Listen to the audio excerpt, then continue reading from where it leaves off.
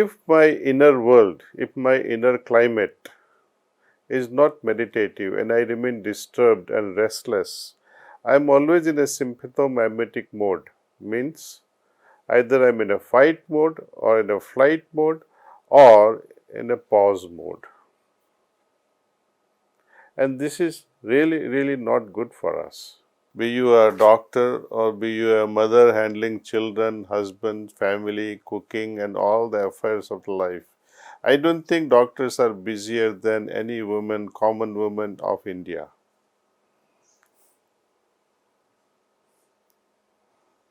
Isn't it? It's not also that we don't have time. We need to allocate time. I have been a pharmacist serving for more than 30 years, running my own businesses. I ran multiple businesses in one go. I also ran a family. I also did my practice of meditation on an average of 1 hour per day. And I have seen one fundamental thing, that whenever we close our eyes and meditate, your inner conscience and your outer approach to life, they come in front of you. For example, when I am meditating in the morning, often the idea also appears, what should I be doing during the daytime? The meetings that I have, what products should I be ordering? As a student, when I was also practicing meditation, when I was a third-year student in pharmacy, what to read? This would pop up right away to my mind. And when you are quiet, when you are silent, and you become so meditative, and we try to read, you are able to understand things better than a person who does not meditate.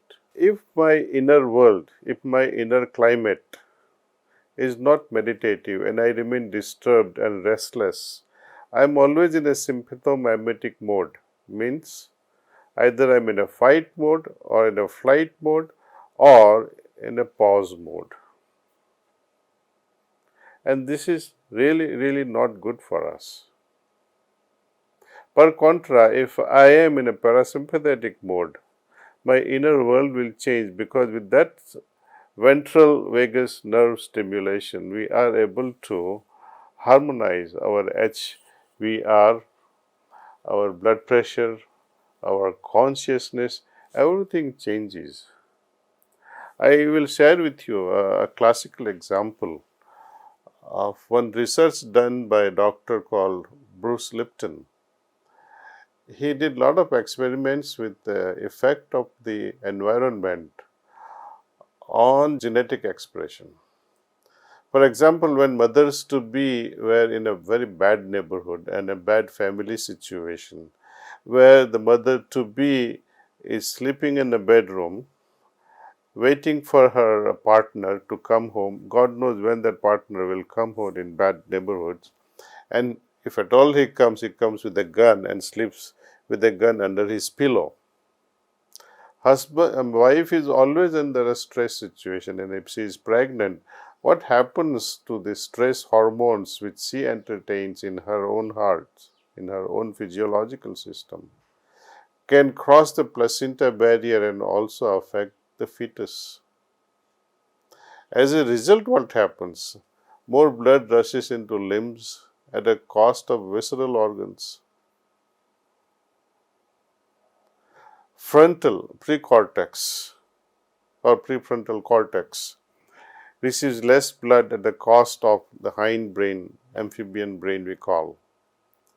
So, if by simple practice, remaining calm and peaceful, at least during pregnancy time, can bring about such a magical result of having a child receiving more blood supply in the prefrontal cortex, more blood supply, in the visceral organs, there will be a balance actually.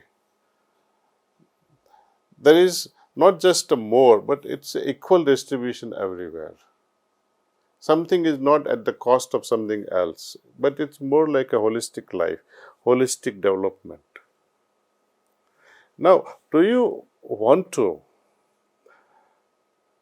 create a problem for your future generation by not remaining calm? If you meditate in the morning peacefully, then what happens that meditative state affects your daily activities also. You are in a surgical theater, for example, and you remain in a state of meditation, meditative state. You are able to calmly go through the entire process without showing or without actually going through a tension or a stress. You are able to do things confidently. Let us see if I am also about to do something, whatever it be. Just few minutes before that, if I can recollect my morning state of meditation, which is calmer and peaceful, I will be able to handle that task masterfully. Because before even I begin the task, I understand the whole map of it, the steps of it at a mental level. For students also, we can understand each step in a very intelligent way. So, we are, instead of reading the chapter 3-4 times, you are able to understand the chapter just by reading once or twice. When we are doing anything, we will be making less mistakes. Now, doesn't all these things save you time? A meditative mind understands whom to talk to, whom to meet. It also means how I must not waste my time in useless things. You become conscious of your inner world, your inner dynamics. And thus, in fact, you may have spent half hour or 1 hour in meditation, but you end up saving so much of time for yourself. Because all those useless activities will be filtered out. We have done a very special studies at York University in the state of Pennsylvania in the United States, where we studied the burnout ratio of the healthcare providers, including nurses and physicians and ancillary staffs. And we did notice that stress and burnout, it has completely gone down. Their sleep quality also improved, health improved. So if I can just simply close my eyes and meditate for a few minutes in the morning, few minutes in the evening before I go to sleep, and that improves the quality of life. So isn't it worth it? Worth investing 1 hour where you can save your entire life.